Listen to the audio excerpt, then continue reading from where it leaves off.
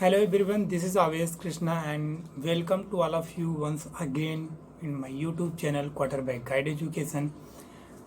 जैसा कि हमने स्टार्ट किया है a new lecture series which is basically related to food nutrition and diet and this is the third part of that series and today we are going to focus the classification of nutrition.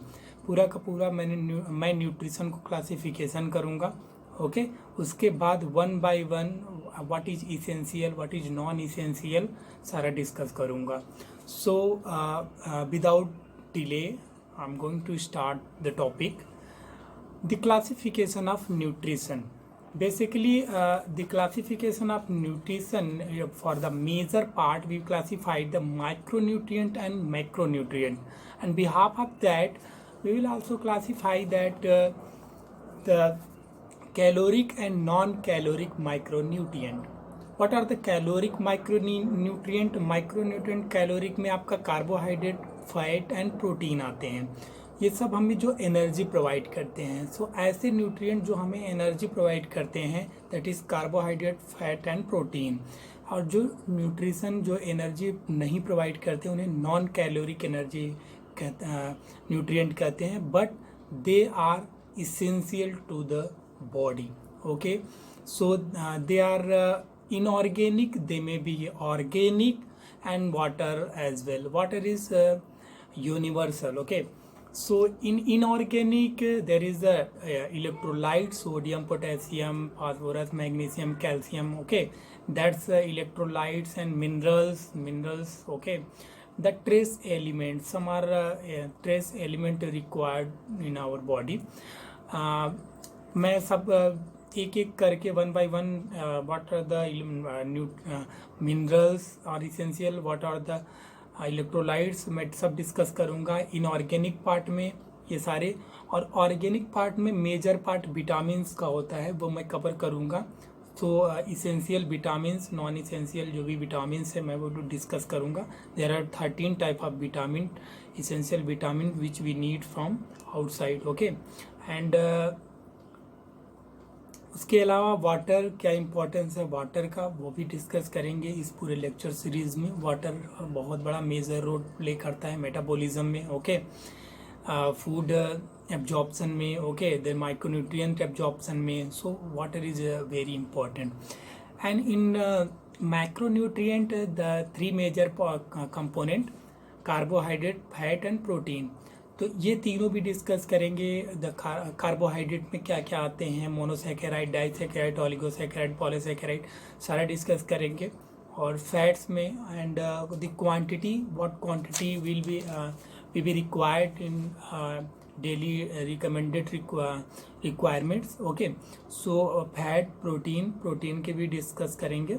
They are non add. So coming to the one by one classify what is the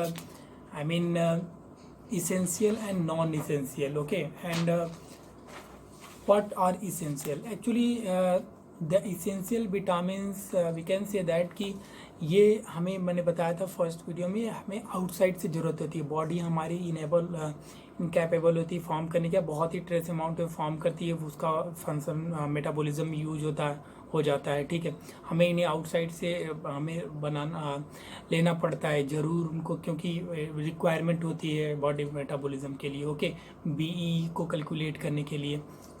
सो और non essential जो कि हमारी body खुद produce करती है, form करती है, तो उन्हें हमें ज़रूरत नहीं है बाहर से लेने की. ओके, सो मैं आपको बता रहा हूँ कि पहले बताऊँगा inorganic essential nutrient. Okay, inorganic essential nutrient में आपका आएगा calcium, phosphorus, iron, magnesium, zinc, okay, copper, और आपका potassium, sodium, chloride, cobalt, chromium, molybdenum, selenium.